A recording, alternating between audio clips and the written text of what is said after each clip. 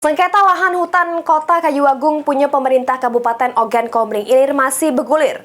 Mak ini penggugat ngajuke gugatan berbeda di lokasi yang sama.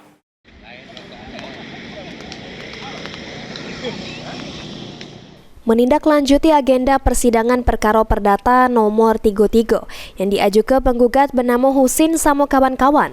Pihak Pengadilan Negeri Kayu Agung bersama BPN Oki bersama sejumlah OPD mendatangi lokasi untuk memastikan kondisi lokasi yang digugat di kawasan lahan hutan Kota Kayu Agung tersebut.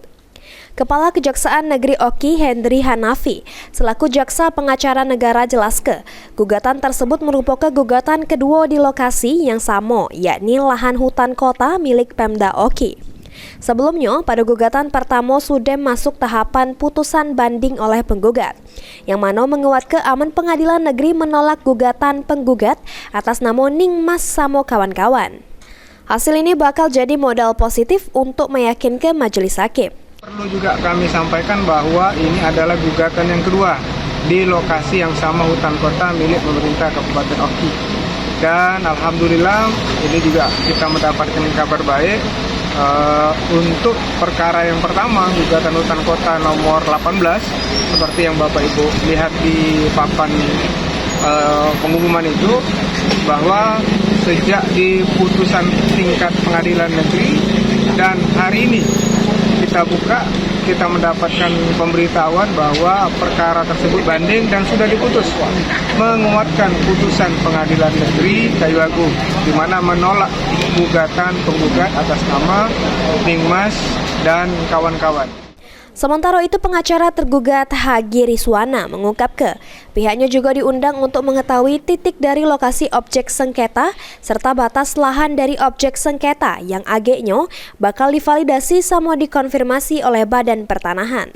Ada 8 titik batas tanah yang dilayangkan ke Pengadilan Negeri Kayu Agung.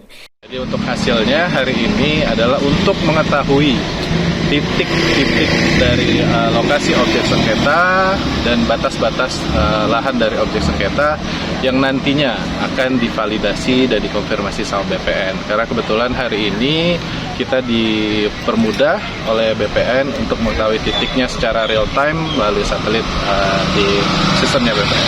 Untuk bukti tentu saja klien kami itu sudah melakukan pembelian secara sah, sudah diaktakan juga, dan kita juga masih memiliki keturunan-keturunan yang pemilik tanah sebelumnya.